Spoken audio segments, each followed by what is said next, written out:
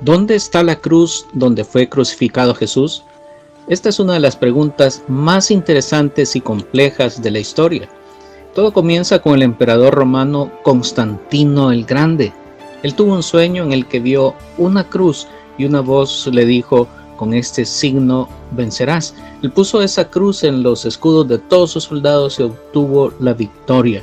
Debido a eso, él se convirtió en cristiano y le dio legitimidad al cristianismo en el Imperio Romano. Eso quiere decir que se dejó de perseguir a los cristianos. Algunos dicen que Constantino lo hizo como una estrategia política, otros dicen que hubo ayuda divina, pero el caso es que al aceptar el cristianismo, Constantino se ganó la simpatía de miles de cristianos. Pero ahí no queda la cosa, porque Constantino organiza y patrocina un concilio para definir la base del cristianismo, y en ese concilio se deciden muchas cosas que son hoy la base del catolicismo y del cristianismo, como la fecha del nacimiento de Jesús, que no era un 25 de diciembre, pero como ese día se celebraba la ceremonia del sol invicto, se escogió esa fecha. También se escogieron cuáles eran los libros que iban a formar parte de la Biblia, y también se le comenzó a dar importancia a la figura de la cruz. Y aquí es donde entra Helena de Constantinopla, la madre de Constantino. Ella decide buscar y rescatar la cruz donde fue crucificado Jesús. Helena se fue a Jerusalén a interrogar a todos los sabios judíos hasta que le dijeran dónde estaba esa legendaria cruz. Y los sabios le dijeron que Jesús fue crucificado en el Monte Calvario, también conocido como Gólgota, que significa calavera, y que según la tradición judía, en ese lugar estaba enterrada la calavera de Adán y la cruz donde crucificaron a Cristo. Pero había un problema. En ese lugar había un templo de Venus que había sido construido sobre el Monte Calvario por el emperador Adriano 200 años antes. Pero Helena, decidida a encontrar la cruz verdadera, la Vera Cruz, manda destruir el templo. Y un día le llegan con las noticias que encontraron 3 cruces bajo tierra. Ella lo interpreta como las cruces de Jesús, de Dimas y Gestas, aquellos ladrones que fueron crucificados con Jesús. Pero ¿cómo saber cuál era la verdadera cruz de Cristo entre estas 3? Pues trajeron un enfermo y lo tocaron con una cruz y el enfermo se empeoró. Entonces dijeron: esta es la cruz de Gestas, el mal ladrón. Lo tocaron con la otra cruz y el enfermo volvió a estar con la misma enfermedad que estaba antes. Entonces dijeron: esta es la cruz de Dimas, el buen ladrón. Lo tocaron con la tercera cruz y el enfermo sanó. Entonces llegaron a la conclusión que esa era la verdadera cruz. Además, Helena aseguró que encontró el Titulus Crucis, mejor conocido como la tabla con la inscripción INRI. Helena entonces, junto con su hijo Constantino, deciden construir una basílica del Santo Sepulcro en ese lugar para guardar allí la cruz.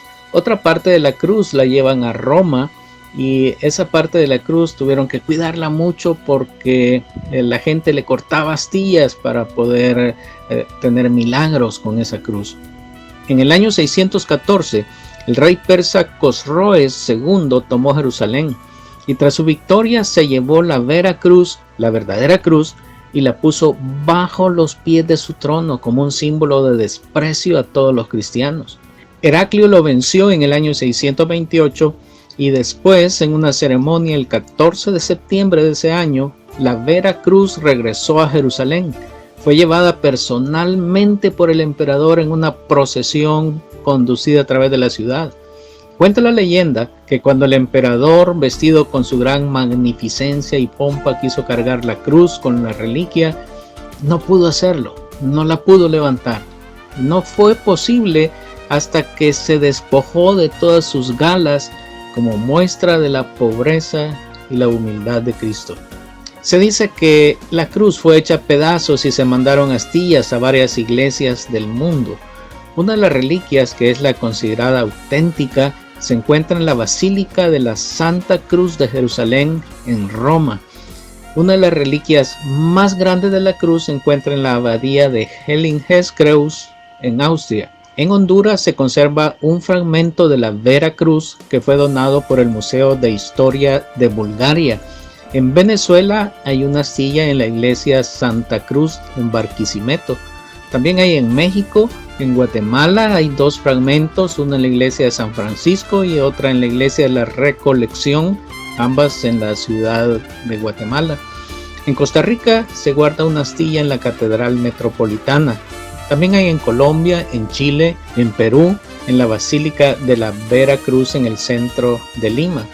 Calvino llegó a decir en su Tratado de las Reliquias que con toda esa madera de las astillas de la Vera Cruz en tantas iglesias del mundo podría construirse un barco de gran tamaño. Pero en 1870 Charles Rohault estudió ese tema en su Memoria de los Instrumentos de la Pasión y llegó a la conclusión de que la suma de todas las reliquias de la cruz existentes alcanzan 1/3 de una cruz de 3 metros de altura. ¿Y ustedes qué opinan?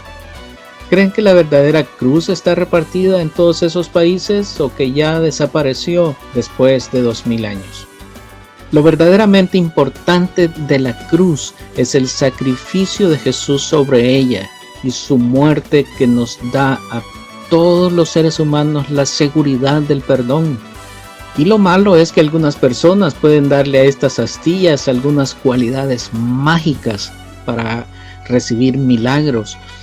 Lo que nos enseña esta historia es que debemos tener cuidado cuando la religión se mezcla con la magia y poner nuestra fe en objetos, en cosas, cuando nuestra fe debe estar únicamente en Dios.